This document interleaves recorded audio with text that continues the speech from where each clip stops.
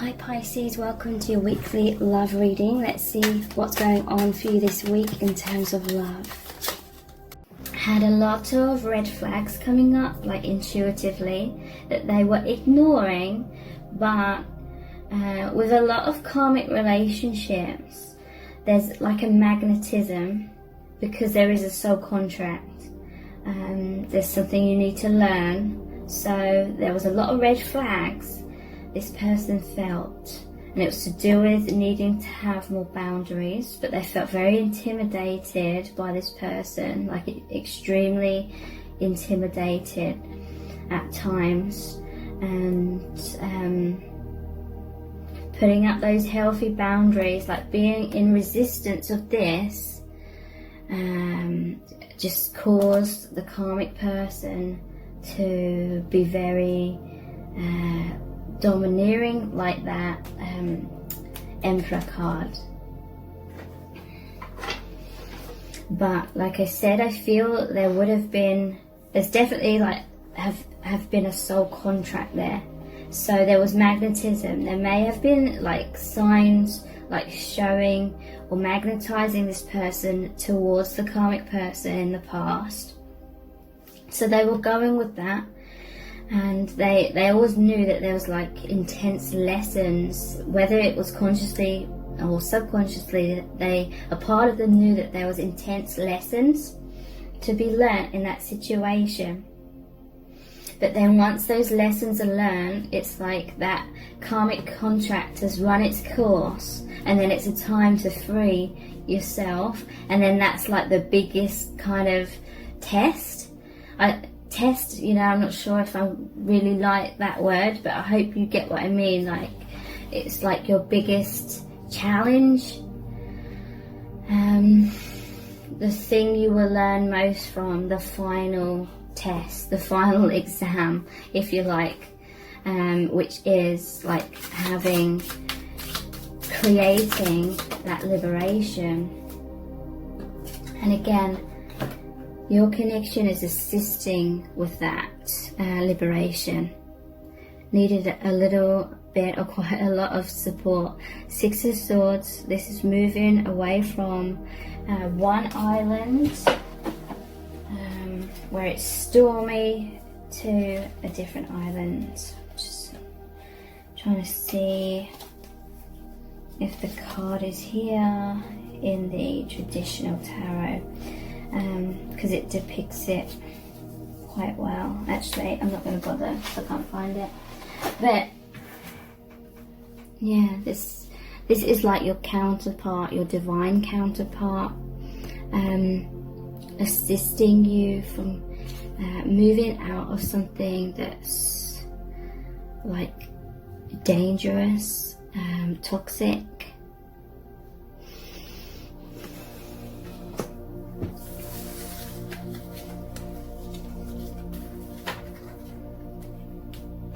Okay, what time are we at? Okay, I'll look at a few more tarot cards and then we'll move on to some oracle cards.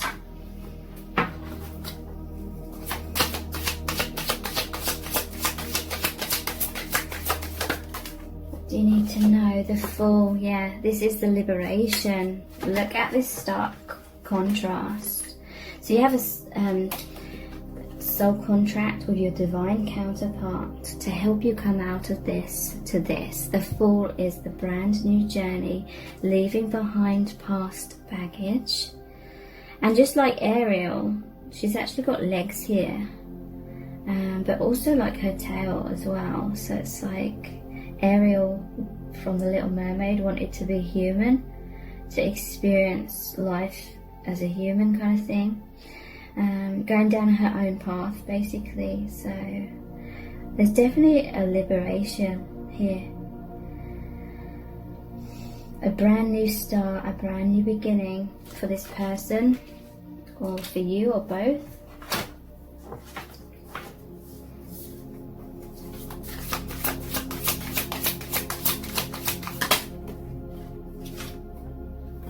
Seven of Wands. This is the need to stand your ground. So look, this is like your soul family and your divine counterpart, like protecting you against and someone who's like intruding, someone who's invading, someone that's potentially dangerous, kind of thing. The karmic partner, the karmic person. Okay, so standing your ground, being in your strength, sticking up for yourself.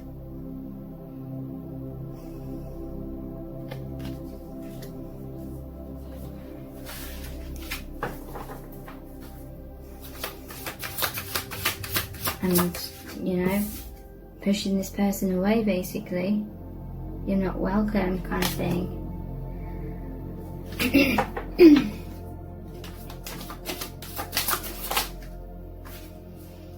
Ten of Pentacles, soul family. Yeah, this is the liberation, the happiness, the joy. You could have like ancestors helping you as well with this liberation, because there's so much abundance within you that you have to share. But this person wasn't allowing you to share. They didn't like sharing you. They didn't like you sharing your energy, or they didn't like your person sharing their energy. But this is what this person wants to get back to, like the soul family, their truth, and just being happy and being loved and supported and being loving and supportive themselves.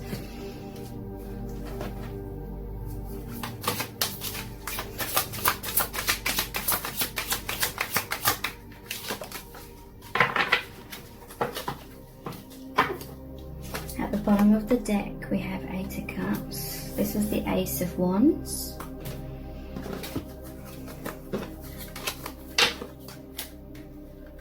Ace of Wands, Eight of Cups,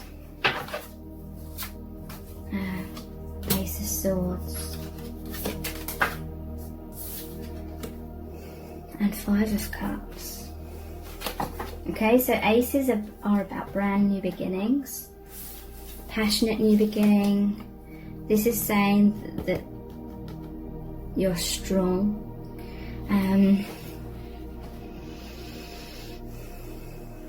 You can cut the bonds, you can cut the ropes with the sword. This is victory, this is clarity, this is being passionate, taking up your wand to fight for your freedom.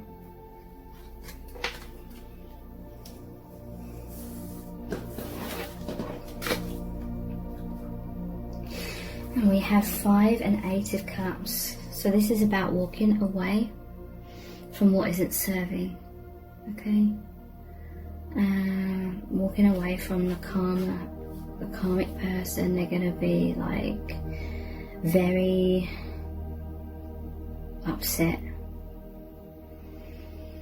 And your person, or this could be you have this tendency to want to like be healing, be helpful, but the most helpful thing right now is to walk away. This person needs to pick themselves up off the ground.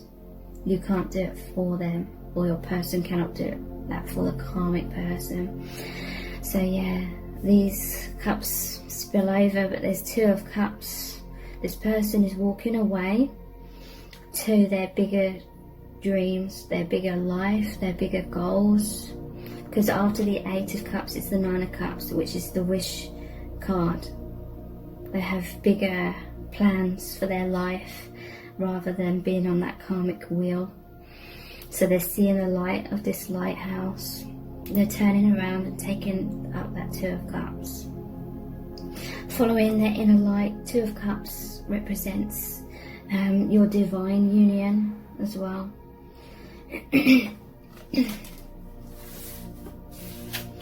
Okay, so let's look at some oracle cards.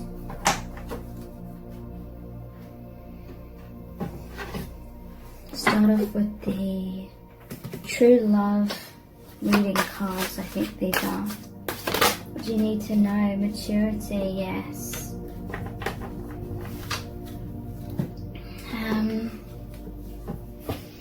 There's a maturity of the heart, like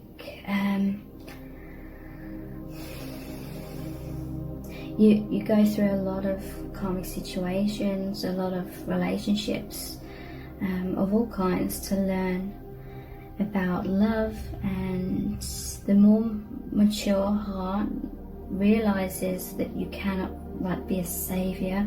You can help people, you can assist people, but ultimately they need to help themselves. This card is all about taking responsibility for your own emotional well-being as well. And you've learned so much. Spirit is watching over you. What you and this person learn from karma is the knowledge, the light that you can help share with others in your own unique kind of way to help other people. But yeah, you're a teacher, you're a light worker, you're not a martyr. Okay?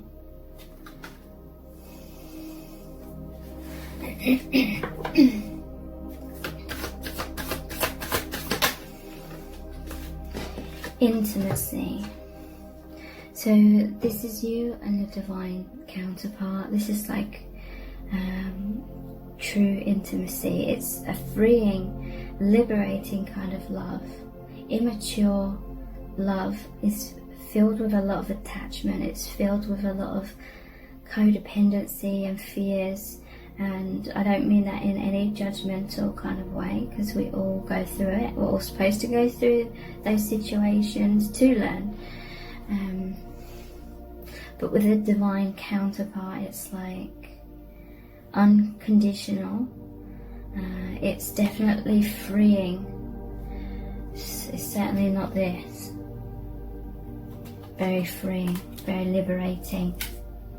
And you did pick the Ace of Cups, so you're helping each other learn self-love. You're helping each other to open your hearts and believe in love. Maybe that there's someone or both of you that have been sort of holding on to karmic situations or situations about learning, because there was a fear of fully opening the heart and trusting in receiving an unconditional love, unconditional soulmate love, something like that.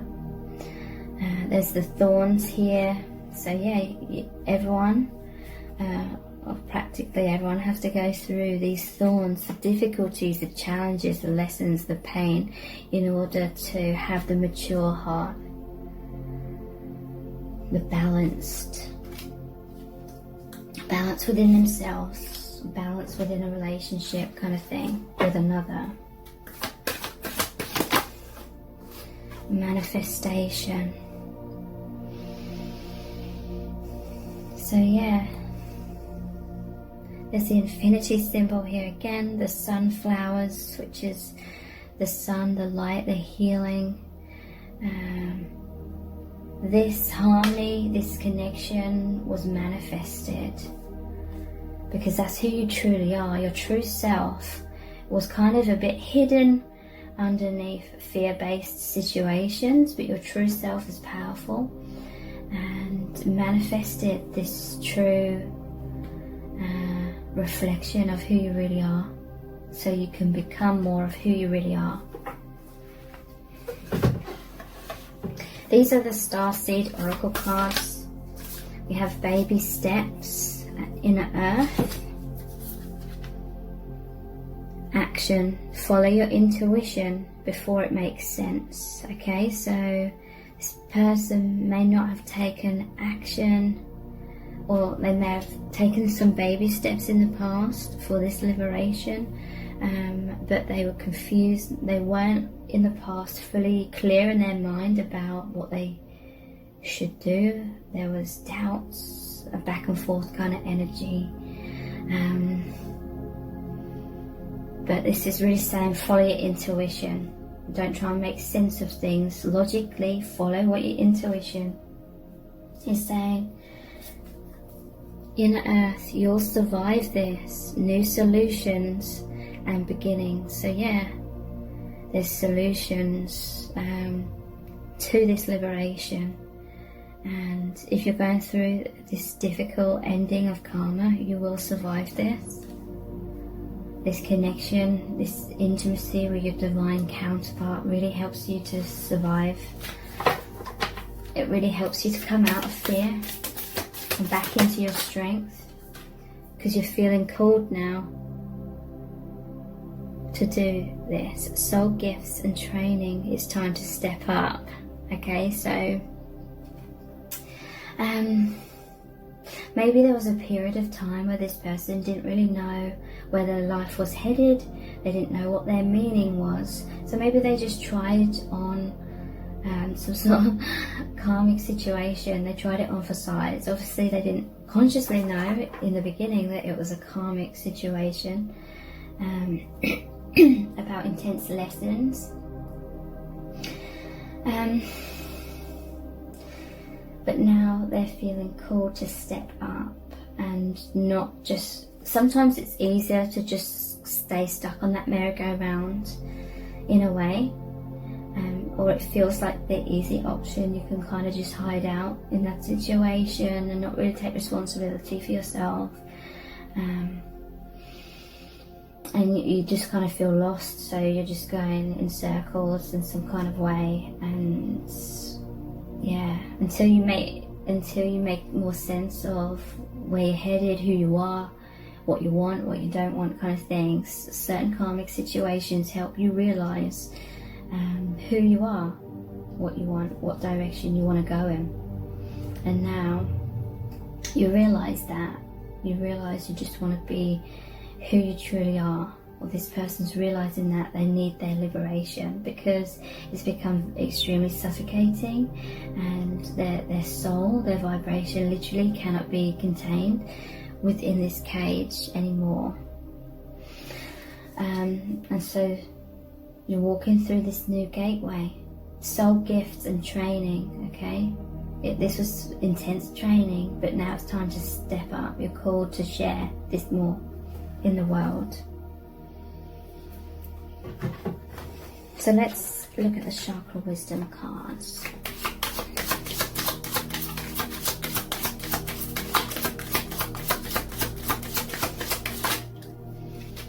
We have intuitive perception, third eye chakra. I know that what my intuitive senses tell me are true. Okay, so it's time to step up and listen to your intuition.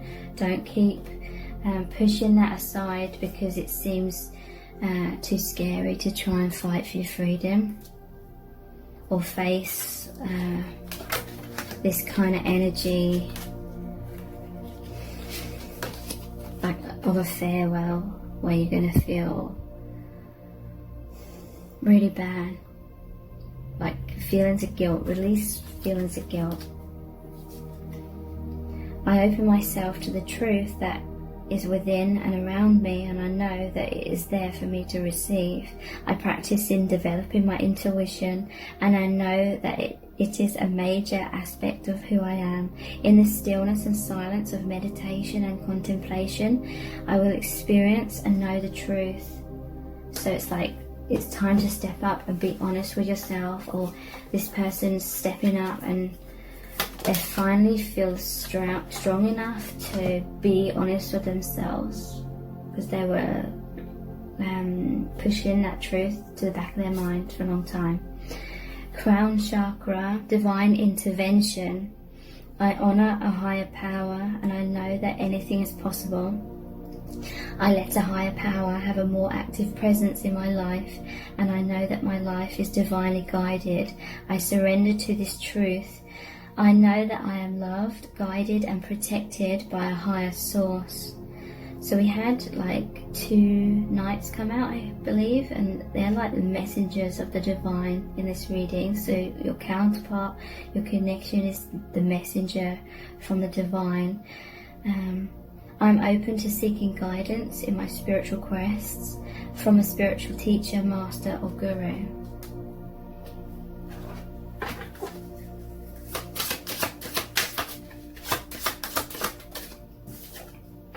And heart chakra, unconditional love. This is what you and your divine counterpart have.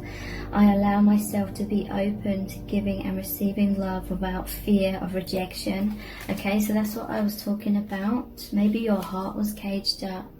Maybe you had fears about getting hurt. You know, maybe you've been through a lot of those thorns and got hurt. So subconsciously you're avoiding how scary like a deep, profound love is by kind of hiding out in lower vibrational connections. But this divine love is reopening your heart, making you like believe in like true unconditional love again. I give without expecting recognition or acknowledgement in return. When I am loving to others, I am helping bring out the innate love within them, so they also feel uplifted, worthy and cared for. I love myself the way I am, not the way I was or could be, and I extend this love to others. I teach others how to love and respect me by how I love and respect myself. So yeah, this person is having self-respect and valuing that more than trying to be a martyr, because that isn't helping anyone in truth. We have the Universal Love Oracle cards. What do you need to know right now? Transmutation. Okay, so this is reminding me of that angel card which came out, like the phoenix energy. Here it is. Your divine counterpart has come in. That's the divine intervention to help you transmute the karma, the blocks, free yourself, making that transition a little easier to bear.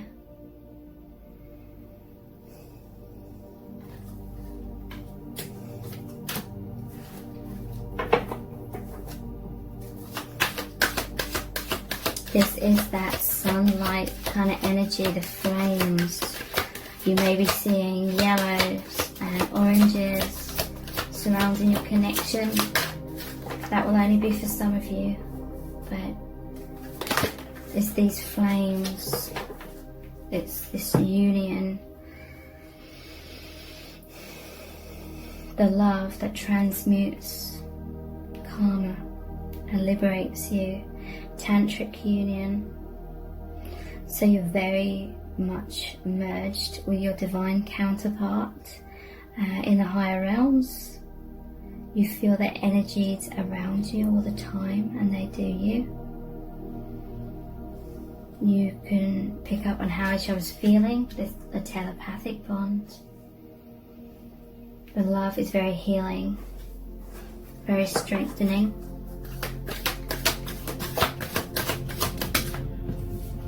And we have heaven on earth. Yeah, that's what this bond is. Heaven on earth. It's that gateway. It's that communication on all levels from the divine. That divine intervention. So we're going to finish off this reading with a Rumi Oracle card. This is going to be a super powerful message from your angels. What do you really need to know about this connection right now? I'm just gonna stop the video and restart it, because after an hour the video restarts and I think sometimes it cuts off what I'm saying. Okay, so what do you really need to know? We have number 14, let love transform.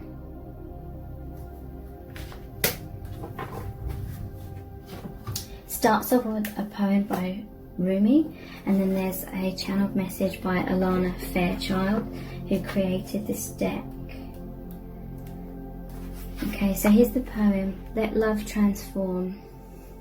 The spring of love arrives to transform the dust into a garden. The call is heard from the heavens to bid the wings of soul to fly.